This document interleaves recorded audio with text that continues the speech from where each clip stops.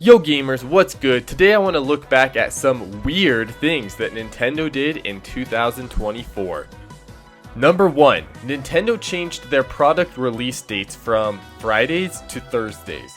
So for about 10 years now, Nintendo has been releasing all of their products, whether these are video games or they are systems, on Fridays. In my opinion, that is the best day of the week to release something, but for whatever reason, Nintendo decided to switch over to Thursdays. It's a lot better than Sundays, which they used to do though, and I seriously don't know why they did that. I mean, Sunday's gotta be like the worst day of the week to release something. Number 2, presentations and directs. So Nintendo only had one traditional main direct this year, which was in June. Outside of that, we got 2 partner showcases and 2 indie worlds. There was also 2 Nintendo Directs that were based on physical locations. I don't know, it was just kind of a different year for directs and presentations in general, so I thought I'd make note of that. Number 3, Nintendo Alarmo.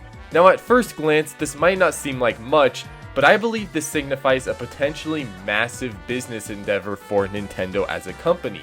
That is, entering a brand new market in the lifestyle market.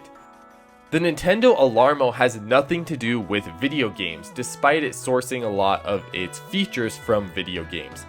This is Nintendo leveraging their IP in new ways, and who knows, but in the future we might see something like the Nintendo Hammer, the Nintendo Umbrella, or the Nintendo Toaster. Only time will tell. Number 4, Nintendo's mysterious online playtest. So, at risk of being assassinated by the Nintendo ninjas, I'll keep this very vague. In October, Nintendo released an online playtest program which was seemingly designed to either test out a future game, a mode in a future game, or just stress test Nintendo's back-end online servers and other stuff.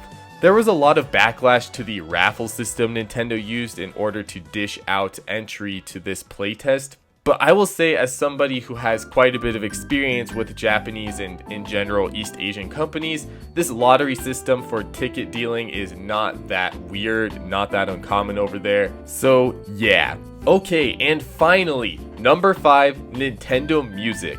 We have crossed the Rubicon. Basically, since the dawn of the company, people have loved Nintendo Music and have always wanted a way to officially stream them.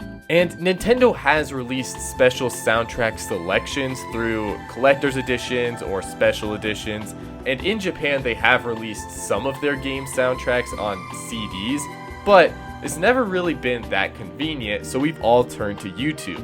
The problem though is that Nintendo has been very rigorous in taking down soundtracks from YouTube, which means there's really been no easy way to listen to their music. Then, one fateful day in October, Nintendo rather unceremoniously just shadow dropped a trailer and app known as Nintendo Music. As long as you have a base tier Nintendo Switch Online subscription, you have access to this app. And first off, I just want to say, this brings the value of the base tier Nintendo Switch Online service from an already good position to a truly fantastic one. I really don't know how you could complain for $20 a year getting access to NES, SNES, Game Boy Color games, save data backups, online multiplayer, special deals and trials, and now Nintendo Music? Yeah, the base tier Nintendo Switch Online is just straight up a good deal at this point. But back to the Nintendo Music app, one of the common criticisms that I've seen now that it's been about 3 months since we've gotten it is that the service is updated just once a week with a new soundtrack. And if my retarded brain math is correct, that would mean we won't have every game OST that Nintendo has to offer until sometime around 2037, 2038. Of course, as Nintendo continues to release new games with new soundtracks, those will also need to be factored into this. But yeah, that's a pretty long time. However, I actually think that's awesome because what that means is that from now until like basically 2040, we have something to look forward to every week. And sure, it might be as small as just like this little OST for an NES game with like 3 tracks, but you're always getting something, and I think that's really cool. Alright, but that about wraps up my 5 weird things from Nintendo this year. And I guess if there's one takeaway I would have, especially with those last 3, is that Nintendo is really trying to boost the appeal of the Nintendo Switch Online membership.